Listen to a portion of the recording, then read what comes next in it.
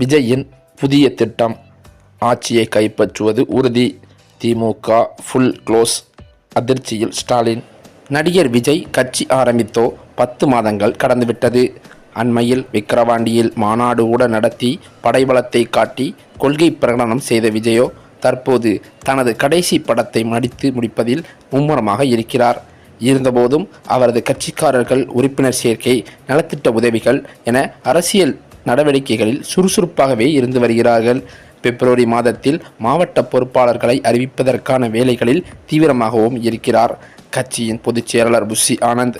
இதனை அடுத்து கட்சி பொறுப்புகளை பெறுவதற்கு மாவட்ட வாரியாக பலரும் போட்டி போட்டு வருகின்றனர். இதற்கிடையே தான் தனது ரசிகர்களை மட்டும் நம்பிக்கொண்டிருக்காமல் பிற கட்சிகளைச் சேர்ந்த அரசியல் புள்ளிகள், ஓய்வு பெற்ற அதிகாரிகள் என மக்களோடு தொடர்பில் இருந்தவர்களையும் இருப்பவர்களையும் கட்சிக்குள் கொண்டு வர விஜய்க்கு ஆலோசனை சொல்லப்பட்டுள்ளதாம். ஏற்கனவே பல்வேறு கட்சிகளைச் சேர்ந்தவர்களும் விஜய்க்கு தூதுவிட்டுள்ள நிலையில் தற்போது ஓய்வு பெற்ற காவல்துறை அதிகாரிகள் குழு ஒன்று தாவேகாவில் இயங்க மாநிலம் முழுவதும் தனியாக படை திரட்டி வருவதாகவும் சொல்கிறார்கள். இந்த ரிட்டையர்டு போலீஸ் அதிகாரிகள் விழுப்புரம் மாவட்டத்தில் ஏடிஎஸ்பியாக பணியாற்றி ஓய்வு பெற்ற திருவண்ணாமலையைச் சேர்ந்த சங்கரிடமும் பேசி வருவதாகவும் சொன்னார்களாம். இதனை அடுத்து சங்கரை நாம் இது விஷயமாக தொடர்பு கொண்ட போது கூட உண்மைதான் என்று அவர் கூறியிருக்கிறார்.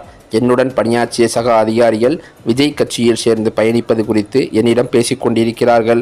ஆனால் விஜய் தரப்பிலிருந்து இன்னும் எனக்கு அதிகாரப்பூர்வ அழைப்பு ஏதும் வரவில்லை. அப்படி அழைப்பு வந்தால் விஜயை கட்டாயம் சந்திப்பேன். கட்சியில் எனக்காக பணி என்னவாக இருக்கும் என்பதை அவரிடம் நேரடியாக பேசி தெளிவுபடுத்தி கொண்டு அதில் எனக்கு உடன்பாடு இருக்குமானால் எனது ஆதரவாளர்கள் சகிதம் தவேகாவில் இணைந்து பணியாற்ற தயாராகி இருக்கிறேன் என்று சொல்லியிருக்கிறார்.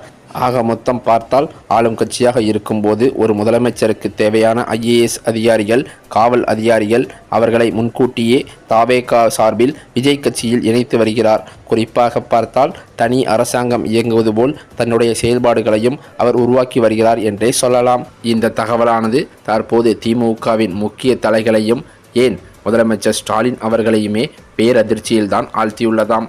ஆக மொத்தம் பார்த்தால் தவேகாவானது தமிழகத்தை முழுவதுமாக சூழ்ந்துவிடும் என்றே அரசியல் வட்டாரத்தில் பேச்சுக்களும் அடிபடுகிறது.